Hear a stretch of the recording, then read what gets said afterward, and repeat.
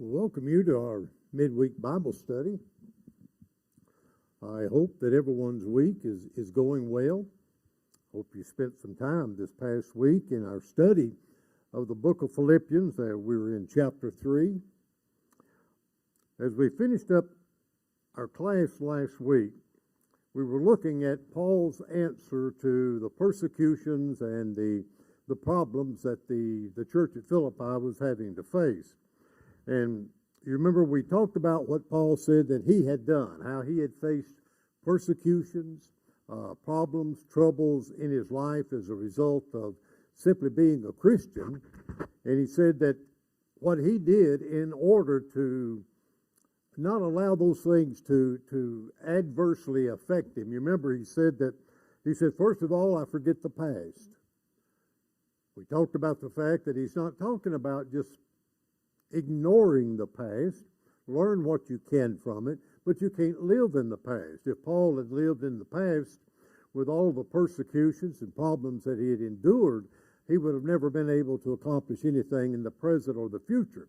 So he said, one of the things I do, the first thing I do, I forget the past. Then he said, I concentrate on the present. And then he said, in the present, he said, I concentrate and I look to the future. And so he is encouraging the brethren here at Philippi to do the same. And we were down, ready to pick up with verses 18 and 19 of chapter 3. And you remember he said in verse 16, to never lower your expectations. Always expect to be successful. Always be determined to be successful. And he said you would be. And so having stated how to deal with the problems, the troubles of persecution and dealing with these false teachers, in verses 18 and 19 now, he's going to begin to describe these individuals who are creating the persecution, who are the problem that they're having to deal with. And so in verses 18 and 19, he said, for many walk, of whom I have told you often, and now tell you even weeping, that they are the enemies of the cross of Christ, whose end is destruction, whose God is their belly, and who glory in their shame, and who set their mind on earthly things. Now, to really understand verses 18 and 19, you've got to remember now what he said in verse 17. He said, brethren, join in following my example, and note those who so walk, following my example, as you have us for a pattern. So he says, I want you, brethren, to do as I do. Not do as I say, but not only do as I say, but do as I do. Walk worthy of the calling, he says. Then, in contrast, in verse 18 and 19, he talks about those who are opposed to them. And notice he refers to them, he says, they are the enemies of the cross of Christ. Now, what is an enemy?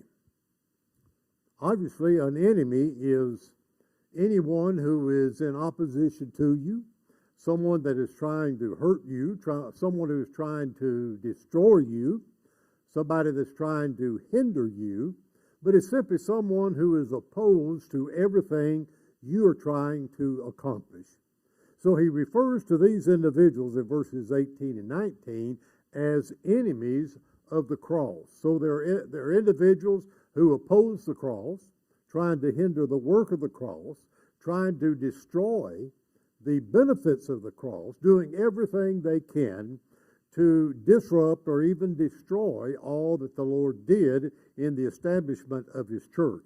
Now, I asked you last week, as our class came to an end, I said, we'd be ready to begin these verses tonight, verses 18 and 19, where he talks about those who are enemies of the cross. And I ask you to sit down, take a little time this week, and just list some individuals that you think would be considered enemies of the cross. And I hope you did that. I hope you spent some time with it, because there are a number of individuals who definitely were enemies of the cross.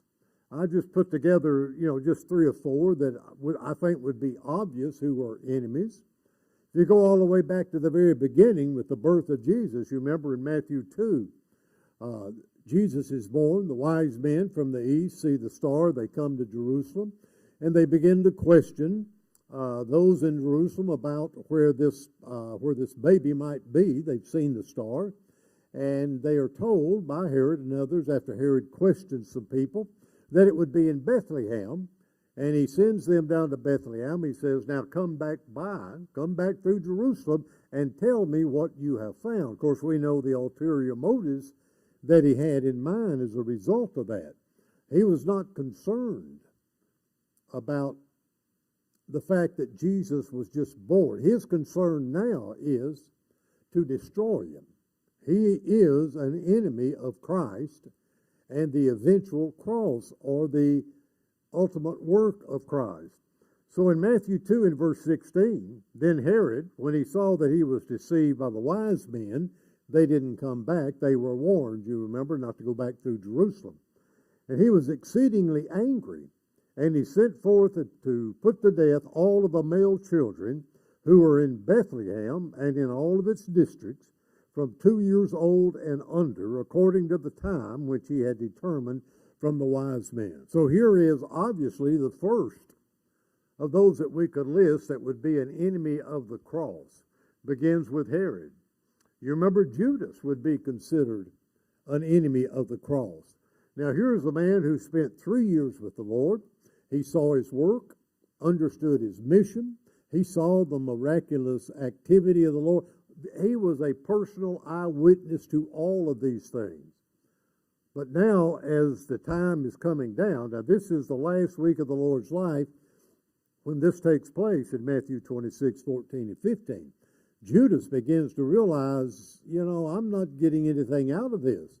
If this man I've been following for 3 years now he's going to be put to death, then what do we get out of it, having followed him for 3 years? So he goes.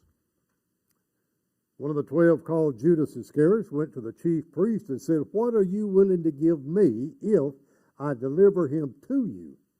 And of course it says they counted out to him 30 pieces of silver. So obviously here is a man who was definitely an enemy of the cross. The Jews of the first century, just the Jews in general, were enemies. Here, Matthew 27, Jesus is going through this mock trial. And it says that the chief priests and the elders persuaded the multitude that they should ask for Barabbas, and destroy Jesus. The governor asked and said to them, which of the two do you want me to release to you? And they said, Barabbas. They wanted no part of Jesus. They wanted no part of his work. They wanted no part of what would be the results of Jesus going to the cross, suffering, dying, being buried, and then being raised 3 days later. So, most of the Jews of the first century were definitely enemies of the cross. Obviously, Pilate would be an enemy of the cross because here's a man who was in position to have released Jesus. That would have created a turmoil. There would have been some problems that he would have had to have worked through, but he didn't have the backbone to do it. And so when Pilate saw that he could not prevail at all, but rather that a tumult was rising, he took water, washed his hands before the multitude, saying, I am innocent of the blood of this just person. You see to it. Well, was he really? Simply because he took this pan of water and washed his hands and said, I wash my hands of this whole situation. I don't want any part of it. Was he really innocent? Here's the man that could have freed him, the man that could have set him free, the man that could have told these Jews, go home. This is over. This is a just man. He hasn't done anything, so I'm setting him free. There was no way that he could be an innocent bystander in all of this. Pilate was an enemy of the cross. So these were just before Jesus went to the cross. You go to the fact that Jesus went to the cross, the establishment of the church. We have two men mentioned, Hymenaeus and Alexander. Now, we don't know exactly how or to what extent they were setting themselves forth as enemies of the cross, but Paul, in writing to Timothy, telling Timothy to stand fast, to have a good faith, verses 19 and 20.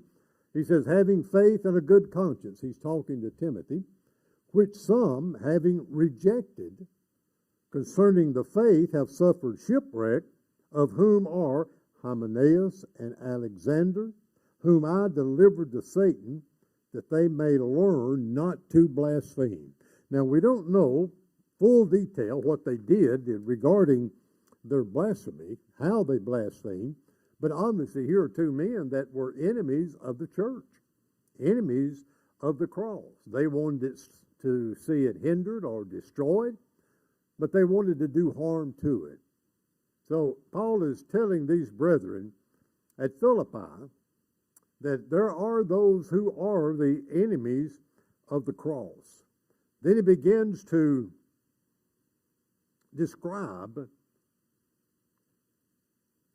he uses, we'll see in a moment, 4 descriptions of these individuals that describe or shows why they were enemies of the cross.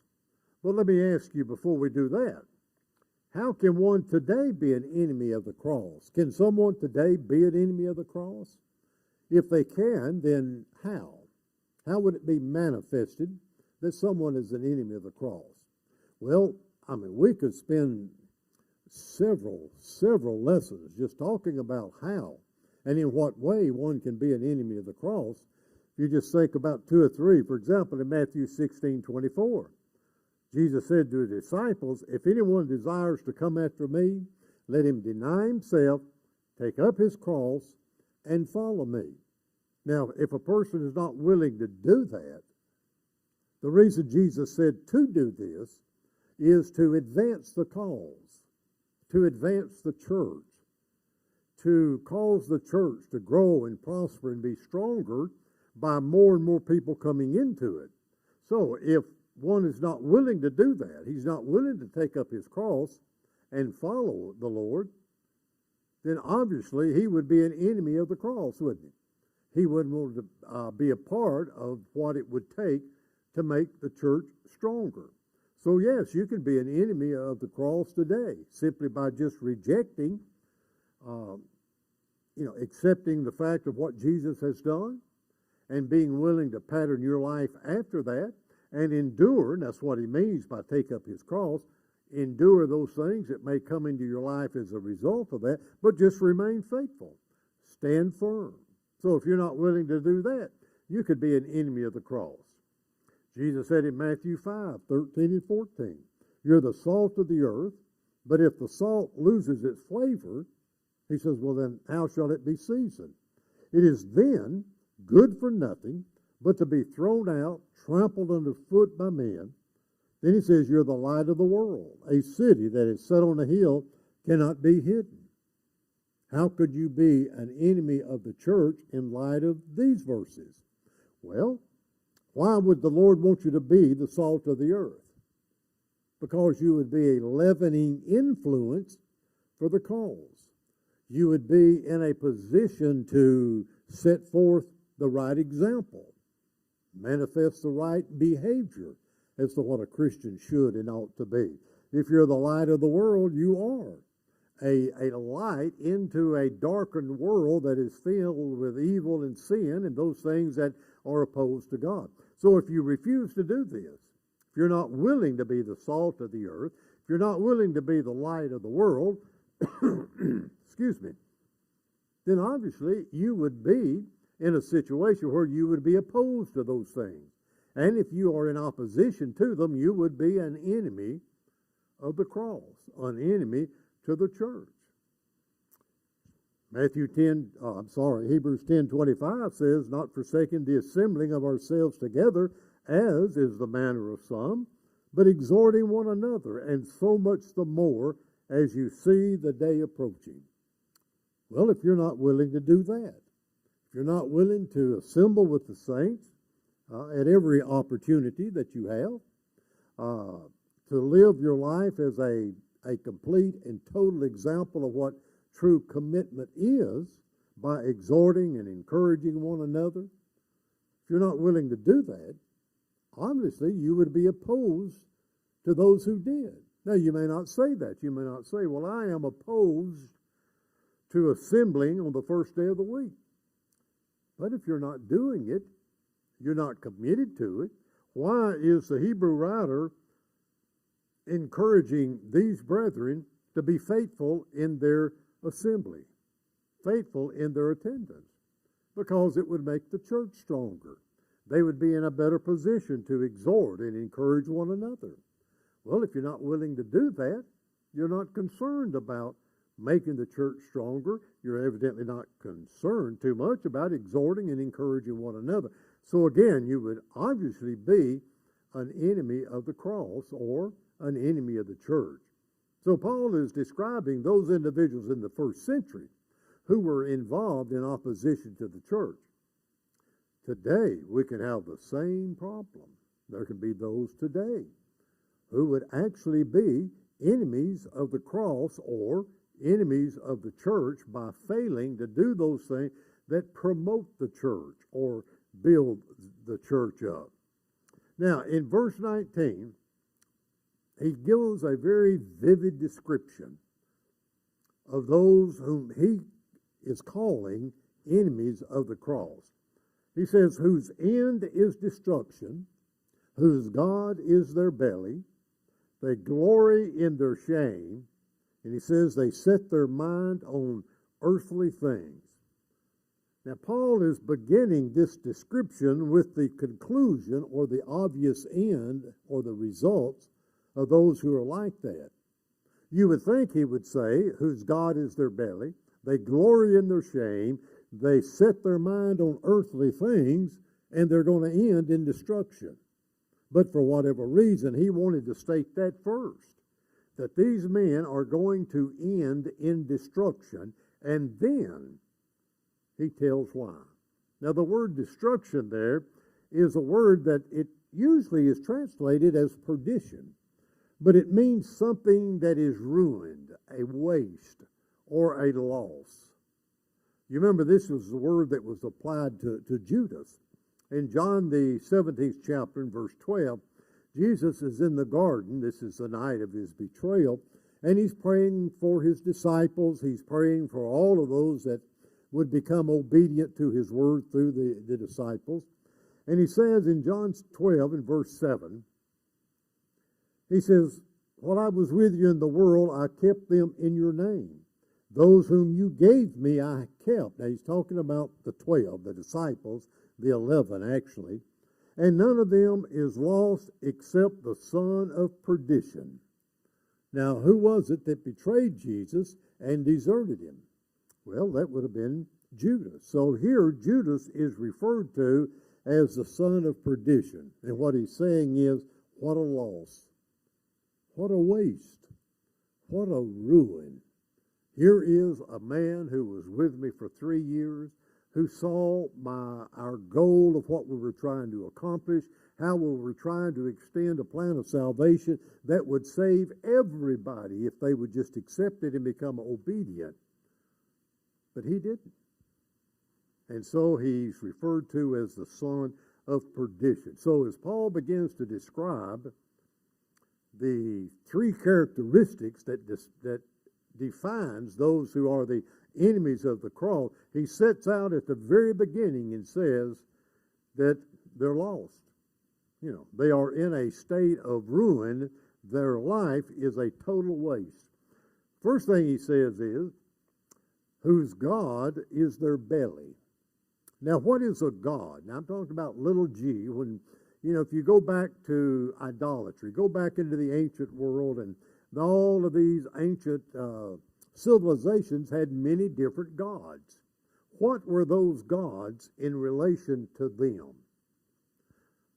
A god is that which is supreme in a person's life. These heathen nations that had these false idols, these false gods, they were supreme to these beings. And so he's setting the stage here as to the mindset of these individuals. So the word God implies that which is supreme.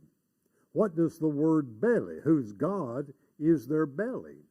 what would that have reference to? What would that mean or imply? Well, it would imply their self, their own selfish desires, their own selfish wants. So he's saying whose only God is their belly, or their only desire, their only want is that which fulfills their selfish egos. They're not concerned about the overall work of the cross, the overall accomplishments of the cross. They're just self-serving. In Romans 16, verse 17 and 18, Paul sort of touched on this again. Here he's talking about brethren who are unfaithful, they're unruly, they're disrupting the work of the church. And he says, now I urge you, brethren, note those who cause divisions and offenses. And that's exactly what they were doing at Philippi, these false teachers, who caused division and offenses contrary to the doctrine which you learned, and avoid them. For those who are such, he says, they do not serve our Lord Jesus Christ, but their own belly. In other words, they're only concerned about themselves and what will satisfy their own wants and desires, their own lust. So the first thing he says about these is, their God, he says, is their belly. Then he says, who glory, in their shame. Now, obviously, the shame has reference to that which they were doing. And glory, in our terminology, we would think of this in the sense of bragging. Bragging, they were proud of their actions. So here are these individuals who are so consumed with self that they are creating harm and opposition and destruction to the church, to the cross, as Paul refers to it, and they are actually proud of it. They glory in their shame. They're bragging about the shameful deeds that they're involved in this opposition to the church. Third thing he says, the third characteristic, he says, who set their mind on earthly things. Well, it's obvious from their actions, it's obvious from the other two characteristics, that if the only thing they're concerned about is self, and they're totally unconcerned about the harm, the injury they cause to the church, and not only are they not concerned, they actually glorify it, brag about it. He says, and it's because they set their minds on earthly things. I've often said that there will be more souls lost over this sin, this one particular sin of setting your mind on earthly things, than any other single sin that you can imagine. Because this is at the root, this is at the heart of just about every transgression that we have in our life. You remember what Paul said in Romans 8, 5 and 6? For those who live according to the flesh set their minds on the things of the flesh. That is, set their mind on the things of the world. But those who live according to the Spirit, the things of the Spirit. For to be carnally minded is death, but to be spiritually minded is life and peace. The word death here is a word which means separation. Those who live a life where they set their mind on the things of the world, in the process of doing that, they are separating themselves from the Lord. And he says that as a result of that, that their life, to be carnally minded is death. It is separation from God. Paul will go on in Galatians 6 and 7 and 8 and basically repeat that same principle. He says, do not be deceived. God is not mocked. For whatever a man sows, that will he also reap. For he who sows to his flesh will of the flesh reap corruption. But he who sows to the Spirit will of the Spirit reap everlasting life. So in Romans chapter 8, verse 5 and 6, he says to be carnally minded, that is, to be controlled and so attracted to the world that you ignore that which is spiritual, results in death, spiritual separation from God. Here, he basically says the same thing. Don't think God is deceived by this, because you sow to the flesh, you sow to the world, then that's what you reap. You reap corruption, because the world is corrupt. The world is lost. And those who are so attracted to the world that they're caught up in the world, will be lost with the world. But he who sows to the Spirit, he says, will of the Spirit reap everlasting life. So Paul, in writing to the brethren here at Philippi, he's trying to get them to see these individuals who are trying to bind on them the law of Moses, these Jews who are trying to show them or convince them that you've got to become a Jew before you can become a Christian, who's creating problems and havoc in their lives because of they as Gentiles are just trying to live faithfully as a Christian. Paul is trying to get them to see the true nature of these individuals. They're not concerned about the church. They are, as he says here, their God is their belly. The supreme thing in their life is their own wants and desires, and they want you to be like them. They glory in this shame. The more they convince you that you've got to become a Jew before you can become a Christian, they glory in that. They think they've accomplished something. And then he says, they mind earthly things. They're not, their impetus, their efforts are not directed toward those things which are spiritual. They have their own agenda, and they will do whatever they need to do to accomplish their goal, their agendas, and their efforts.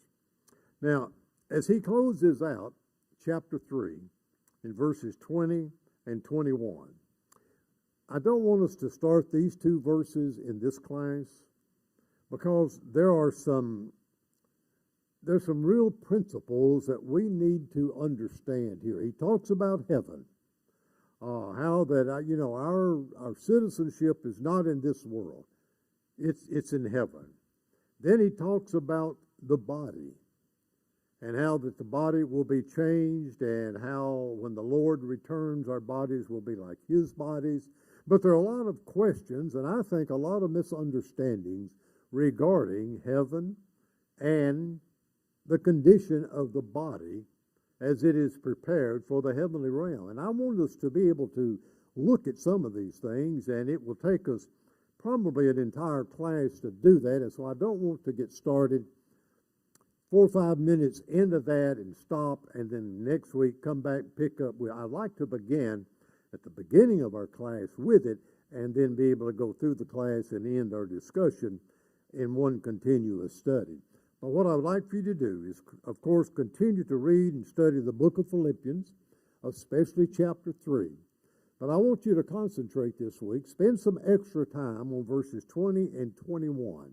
I'd like for you to read and study all you can about heaven.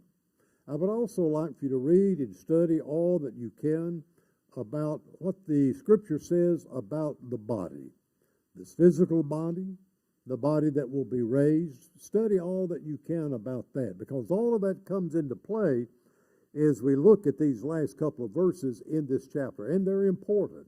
We need to understand what the Bible teaches about the resurrection, and hopefully maybe clear up some misinformation that some may have about the body. I have found through the years there are many who think of the resurrection that we are going to be spirits. And I think they get that from 1 Corinthians 15 when Paul talks about a spiritual body. But I will talk about that next week as to what exactly Paul is talking about. So spend some time with these last two verses.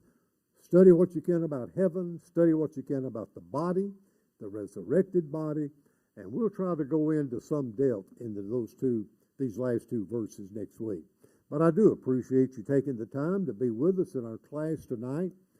I hope that we all gained something from our study together, and look forward to being with you then next Wednesday night as we close out chapter 3. And thank you.